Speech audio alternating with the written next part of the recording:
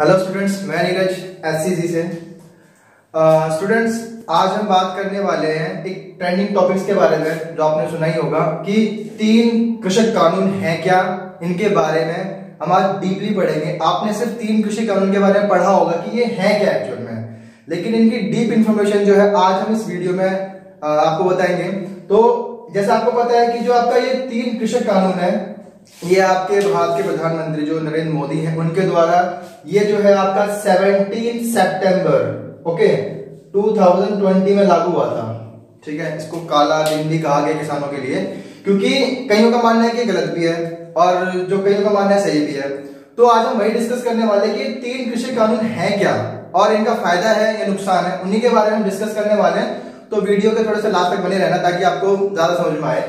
तो बिना देर के स्टार्ट करते हैं। जो आपका फर्स्ट है, जैसे कि आपका नाम से पता लग रहा है कि कृषक उपज व्यापार और वाणिज्य, इंग्लिश में बात करेंगे तो अगर farmers produce trade and commerce के बारे में बात करें, अधिनियम 2020, क्योंकि ये अकॉर्डिंग टू अधिनियम 2020 के अकॉर्डिंग स्टार्ट हुआ था, जैसे कि आपने डेट पता ही है 17 सितंबर 2020 में स्टार्ट हुआ था।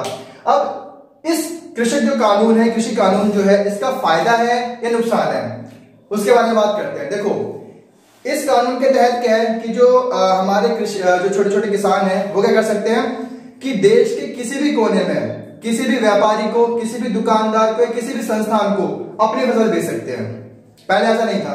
ठीक है, अब क्या है कि वो इसके तहत क्या कर सकते थे कि भाई किसी भी देश के कोई भी व्यापारी है, कोई भी दुकानदार है, कोई भी संस्था है, उसको अपनी फसल बेच सकते हैं। और ये भी नहीं, दूसरी बात ये भी है कि फर्स्ट ऑफ ऑल प्राइस भी खुद ही डिसाइड कर सकते हैं कि मतलब जिस मूल्य पे आप उनको अपना फसल जो है वो संस्था को या किसी पर्सन को बेचना है, वो खुद ही उसका प्राइस डिसाइड कर सकते हैं। और सबसे इंपॉर्टेंट बात, पहले क्या होता कि अगर मान लिया किसी भी राज्य की कोई मंडी है, केंद्रीय मंडी है, या किसी भी राज्य की कोई राज्य मंडी है, अगर उस राज्य में कहीं बाहर से कोई व्यापारी जो है या कोई किसान जो अपनी फसल बेच रहा है, तो उस राज्य की जो केंद्रीय मंडी थी उस पर वो टैक्स लगाती थी, कर लगाती थी। लेकिन इस कृषि कानून के अकॉर्डिंग क्या है कि जो केंद्र मंडी है वो किसी भी प्रकार का टैक्स बाहर से आने वाली फसल पे या उन पे आयात पे नहीं लगा सकता था। तो मतलब छोटे किसानों को तो उसका फायदा है ना कि भाई उनको जो है वो अपने जो फसल है वो किसी एक जगह पे नहीं बल्कि ऑल ओवर इंडिया बेच सकते थे। तो इसका उन चीजों को फायदा है कि भाई एक तो टैक्स नहीं लगेगा, दूसरी बात क्या है कि वो प्राइस भी खुद ही डिसाइड करेंगे, मतलब उनके फसल के अकॉर्डिंग हाई करना है, लो करना है, उन्हें गवर्नमेंट पे डिपेंड नहीं रहना पड़ेगा। बेसिकली क्या है, उनको खुद ही उसका प्राइस डिसाइड करना है और किसे बेचना है वो भी उनको खुद डिसाइड करना है। तो ये इसका फायदा है आपके पहले कृषि कानून का। ठीक है, तो आप मुझे बता सकते हैं कमेंट में कि ये जो फर्स्ट वाला आपका कृषि कानून है वो सही है या गलत है आपके अकॉर्डिंग। अब हम बात करते हैं सेकंड रूल के बारे में। तो सेकंड रूल है क्या, पहले उसके बारे में हम डीपली समझ लेंगे कि एक इंपॉर्टेंट है आपका कृषक कीमत आश्वासन और कृषि सेवा अधिनियम 2020 के बारे में बात करते हैं। Farmers price assurance and agreement on agriculture service. तो पहले समझने वाली बात है कि ये है क्या। ये एक एग्रीमेंट है, जैसे कि इसमें आपको पता ही लग रहा है कि एग्रीमेंट है, ये किसान और सरकार के बीच का एक एग्रीमेंट है। इसमें है क्या, आपने एक वर्ड सुना होगा बुआई, ठीक है ना, जो ज्यादातर सभी को पता है कि बुआई कैसे कहते हैं। जब आप बीज बोते हो उसको बुआई कहा जाता है। तो इस रूल के अकॉर्डिंग क्या है कि बुआई से पहले ही आपको क्या है, यानी कि किसान और सरकार के बीच में एक एग्रीमेंट बन जाएगा, जिससे क्या होगा कि भाई उसकी फसल की कीमत डिसाइड हो जाएगी कि भाई ये पर्सन जो है वो इस सरकार के इस एग्रीमेंट के दौरान जो है वो अपनी फसल को इतने रेट में बेचेगा, या फिर जो भी उसकी रेटिंग होगी वो उसके बेच में बेचेगा। बट इसमें इसके सपोर्टर भी हैं और डिसलाइक करने वाले भी हैं। उनका मानना, कहीं को मानना है कि सपोज दैट मान लिया आपने अपनी फसल क्या कहते हैं उगाई, ठीक है ना, बुआई करी, उसकी प्रोडक्शन अच्छी हो गई। अब अच्छी होने के अकॉर्डिंग भाई आपकी कीमत जो आपने डिसाइड कर रखी, सपोज दैट आपने 5 रुपए पर केजी के हिसाब से कर रखा है कि भाई आपकी फसल जो इतने के हिसाब से जाएगी, ठीक है ना, पर किलो के हिसाब से इतनी जाएगी। लेकिन आपकी फसल प्रोडक्शन बहुत अच्छी हो गई है, तो जाहिर सी बात है आप उसको महंगा बेचोगे या सस्ता बेचोगे, कैसे बेचोगे, आप उसको सस्ता बेचोगे ना। लेकिन मान लिया आपकी प्रोडक्शन कम हो गई तो क्या करोगे, जाहिर सी बात है 5 में तो बेचोगे नहीं या कम में तो बेचोगे नहीं, उसको प्रोडक्शन को हाई कर, उसकी जो प्राइस रेट है उसका हाई कर दोगे ना। तो ये फायदेमंद भी है, नुकसान भी है। तो इसके अकॉर्डिंग क्या है कि सरकार के बीच में और किसान के बीच में कॉन्ट्रैक्ट बन जाएगा कि भाई बुआई से पहले ही उसका खरीदार और उसकी फसल का प्राइस वो डिसाइड हो जाएगा। ठीक है ना। लेकिन सरकार का कहना क्या है इसमें, पहले वो सुनो। सरकार ये कहती है कि भाई इससे क्या होगा, जो किसान है, किसान को जो नुकसान होने वाला होगा इन फ्यूचर, या फिर मान लिया उसने बुआई करी और किसी रीजन से उसकी फसल नहीं होगी, तो जो उसने रेट डिसाइड किया है, फिर चाहे सरकार को घाटा हो या फायदा हो, वो जो है उस जो किसान है, किसान को उसी रेट पे उसको फसल भिजवाएगी या उसको खरीदेगी। तो मतलब उसमें तो उसको फायदा है ना किसान को, कि भाई उसकी फसल प्रोडक्शन नहीं हो रही है, तो उसने जो रेट डिसाइड किया था उसमें उतने को फसल वो मिल रहा है, मतलब क्या कहते हैं उसको, रेट मिल रहा है। लेकिन नुकसान भी है, बाई चांस प्रोडक्शन ज्यादा हो गया, फिर प्रोडक्शन ज्यादा रहेगा तो जाहिर सी बात है ना कि भाई वो अपनी और ज्यादा इसमें अच्छी कीमत में या ज्यादा उस पर लेवल बेच सकता है, तो सरकार को उसमें फायदा नुकसान दोनों होगा, और उसको भी हो रहा है, क्या कहते हैं किसान को भी हो रहा है। तो सिंपलिसिटी ये है कि इसके अकॉर्डिंग एक एग्रीमेंट बन जाता है बुआई से पहले ही सरकार के और उसके बीच में, कि भाई आपकी जो है प्राइस रेट पहले से डिसाइड हो जाएगा और आप अपनी फसल जो है उस प्राइस रेट पे बेच सकते हो। सरकार के अकॉर्डिंग इसमें फायदा है, और फायदा है भी, ठीक है ना।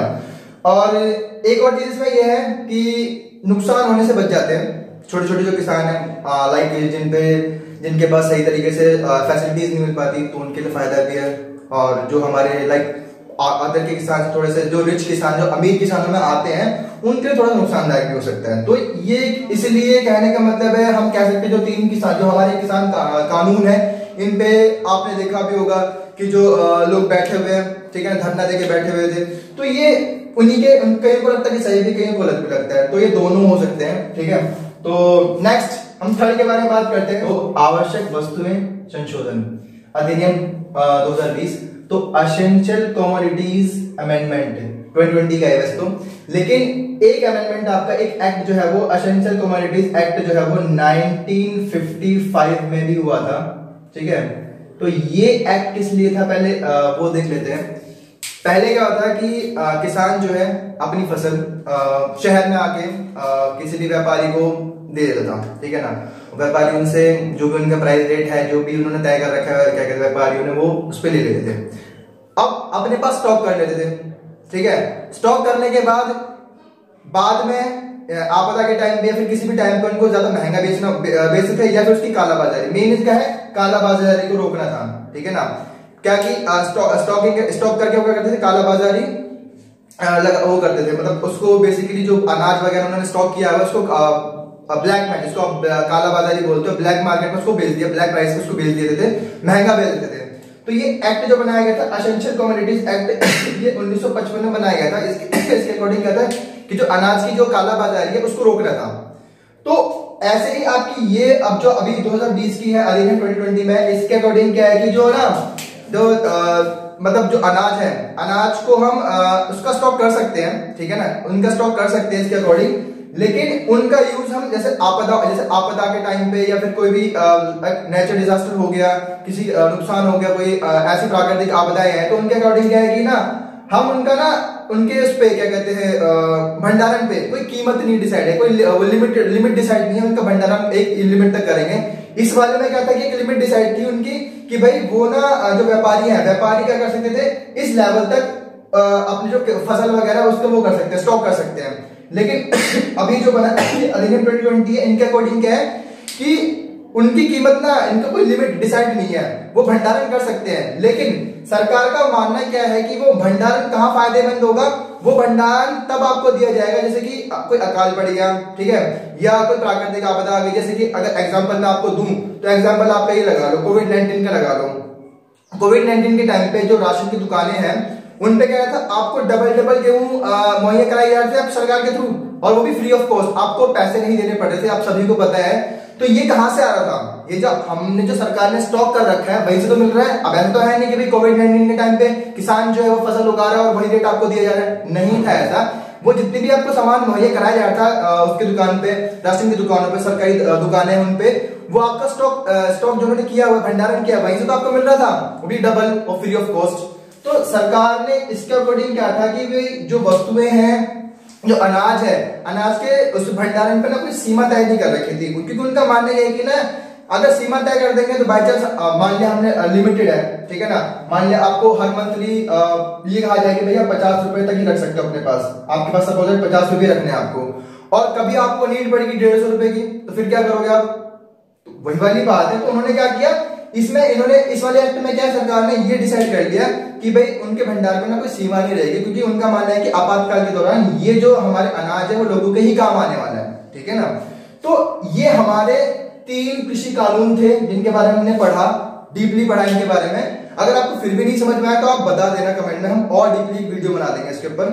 लेकिन ये आपके 3 कानून थे और रिसेंटली अभी ये पिछले शुक्रवार को ही ये 3 जो कानून है वापस ले लिए गए थे। आपको पता ही है क्यों, क्योंकि जो यहाँ के दिल्ली हो गए, हरियाणा हो गए, पंजाब वगैरह किसानों ने कितना धरना दे रखा था, तो सरकार को वापस लेना पड़ा, ठीक है। और क्योंकि काफी सारे काम वगैरह रुके हुए थे सरकार के, इनकी वजह से लोगों का आना जाना बंद था। आपको पता है कितनी, कई लोगों को पता भी होगा कितनी प्रॉब्लम्स उन्हें फेस करना पड़ा। जिस जगह पे वो धरना देके बैठे उनको घुमा के लेके आना पड़ रहा, बहुत सारी प्रॉब्लम्स है और भी ज्यादा। तो इसीलिए फाइनली जो श्री नरेंद्र मोदी या भारत के प्रधानमंत्री, उनको ये 3 कानून जो है वो वापस लेने पड़े और पिछले शुक्रवार को ही लिए हैं। तो ये आपकी वीडियो थी, आई होप कि आपको समझ में आया होगा 3 कृषि कानून है क्या। तब तक के लिए थैंक यू।